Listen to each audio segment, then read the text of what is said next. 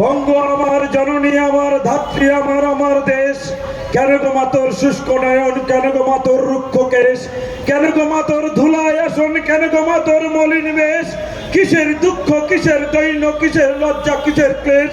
7 কোটি সন্তান যার ডাকে উঠছে আমার দেশ। কিসের দুঃখ, কিসের দৈন্য, কিসের লজ্জা, কিসের ক্লেশ। মঞ্চে উপস্থিত ভারতীয় জনতা পার্টির মৎস্য সেলের কনভেনর মাননীয় পলাশ রানা মহাশয়, উপস্থিত আছেন পশ্চিমবঙ্গ প্রদেশ বিজেপির অন্যান্য নেতা নেতৃবৃন্দ, উপস্থিত আছেন পশ্চিমবঙ্গের বিভিন্ন প্রান্ত থেকে আসা ভারতীয় জনতা পার্টির কার্যকর্তা বন্ধু, এবং এই মাইকের আওয়াজ যতদূর পর্যন্ত যাচ্ছে পথ চলতি মানুষ, দোকানদার, ক্রেতা বিক্রেতা, সমস্ত শুভবুদ্ধি সম্পন্ন মানুষ, যুব সমাজের কাছে ভারতীয় জনতা পার্টির পক্ষ থেকে তিলক তোমার ছোট ভাই আমি 2-4 কথা বলতে চাই। আমার বোন তিলক তোমাকে হত্যা করেছে তৃণমূলে গুন্ডারা, তৃণমূলের মাফিয়া রাজ আমার বোনকে হত্যা করেছে।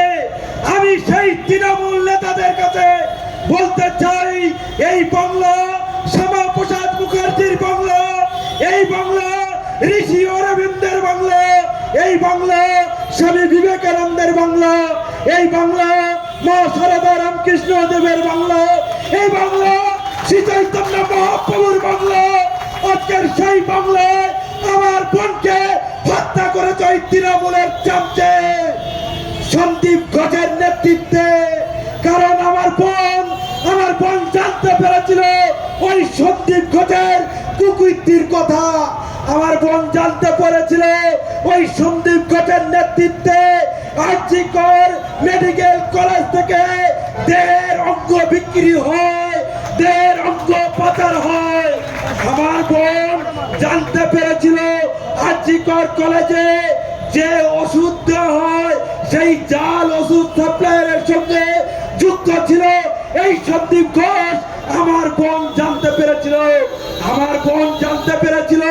এই পশ্চিম বাংলা তথা ভারতবর্ষের কোভিড-19 সময় ভারতবর্ষের প্রধানমন্ত্রী কোভিড-19 সময় কোটি কোটি টাকা দিয়েছিল, সেই টাকা তসরুপের কথা জানতে পেরেছিল আমার বোন জানতে পেরেছিল আরজি কর হসপিটালের যে টেন্ডার দুর্নীতির কথা।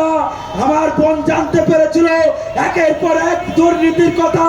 তাই আমার বোনকে তাকে মানসিক এবং শারীরিক ভাবে অত্যাচার করা হয়েছে, দিনের পর দিন তাকে পানিশমেন্ট করা হয়েছে, তাকে দিয়ে রাত 12টা, 1টা, 2টো, 3টে দিন রাত পরিশ্রম করিয়েছে এই সন্দীপ ঘোষের ডালরা। 36 ঘন্টা ডিউটি করার পরে আমার বোন যখন একটু বিশ্রাম নিতে গিয়েছিল, আমার দিদি যখন বিশ্রাম নিতে গিয়েছিল, এই সন্দীপ ঘোষের দালাল, এই সন্দীপ ঘোষের নেতৃত্বে তৃণমূলের হার মাত্রা ঝাঁপিয়ে পড়েছে আমার বোনের উপর, আর আমার বোনের ইজ্জত নিয়েছে, তাকে খুন করেছে। তার শরীরে 100-র উপরে দাগ আছে এই সন্দীপ ঘোষের দালালদের। একের পর এক মা বোনের ইজ্জত শুধু ওই তিলোত্তমা আমার বোন নয়, শুধু কাকদ্বীপ থেকে কামদড়ি সারা পশ্চিমবঙ্গে এ প্রান্ত থেকে ও প্রান্তে দিকে দিকে মা বোনের ইজ্জত হানি হয়েছে। আমাদের মনে পড়ে 2021-এর নির্বাচনের পরে ভোট পরবর্তী হিংসায় দিকে দিকে মা বোনের অত্যাচার নেমে এনেছে। ভোট পরবর্তী হিংসায় 2023-এর পঞ্চায়েত নির্বাচনের পরে দিকে দিকে বিজেপির কর্মীদের উপর অত্যাচার করেছে। আমি শুধু তাই বলতে চাই বন্ধু, সেদিন যেদিন আমার বোনের ইজ্জত হানি হলো সেই দিনেই পুলিশের ভূমিকা, সেদিনের পুলিশের ভূমিকা তাড়াতাড়ি সেই হত্যাকে চেপে দেওয়ার জন্য চেষ্টা চালালো। তারা চেষ্টা করলো এবং সেই যে বাথরুমে তৃণমূলের দালাল এই সন্দীপ ঘোষের নেতৃত্বে যে হত্যা দেওয়া হয়েছে, যে বাথরুমে হাত ধুয়েছে, যে বাথরুমে রক্ত পরিষ্কার করেছে, সেই বাথরুমের ছেনি হাতুড়ি দিয়ে পাথর পর্যন্ত চটিয়ে ফেলা হয়েছে। বন্ধু, আমরা শুধু বলতে চাই আজকের পশ্চিম বাংলার পুলিশ পশ্চিম বাংলা পুলিশের যিনি সুপ্রিম, সেই পুলিশ মন্ত্রীর ব্যর্থতা, তিনি একজন তৃণমূলের দালাল। সেই মমতা বন্দ্যোপাধ্যায় রাজ্যের পুলিশ মন্ত্রী, রাজ্যের পুলিশের বেহাল অবস্থা, পুলিশের অভাবের কথা একটু বলতে গেলে একটা কথা মনে পড়ে। পুলিশের কথা বলতে গেলে পুলিশের বাড়িতে ছোট ছোট ছেলে মেয়ে আছে, তারা ভাবে আমার বাবা হয়তো হিন্দি সিনেমার সালমান খানের মতো পুলিশ অফিসার, দামাম পুলিশ অফিসার, কিন্তু সে জানে না তার বাবা ওই তৃণমূল নেতাদের হাতে মার খেয়ে টেবিলের তলায় লোকায়। বন্ধু, আজকের বাংলার পুলিশের অবস্থা এরকম। আজকের বাংলার পুলিশের অবস্থা, আজকের বাংলার পুলিশের অবস্থা সেদিনেই মাথা হেট হয়ে গিয়েছে।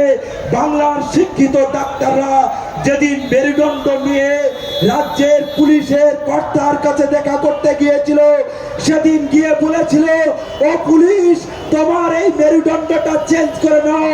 আমরা ভারতীয় জনতা পার্টির পক্ষ থেকে বলতে চাই, মেরুদণ্ড সোজা করুন, মেরুদণ্ড সোজা করুন, বাংলার আইন শৃঙ্খলাকে রক্ষা করুন, বাংলার মা বোনকে রক্ষা করুন।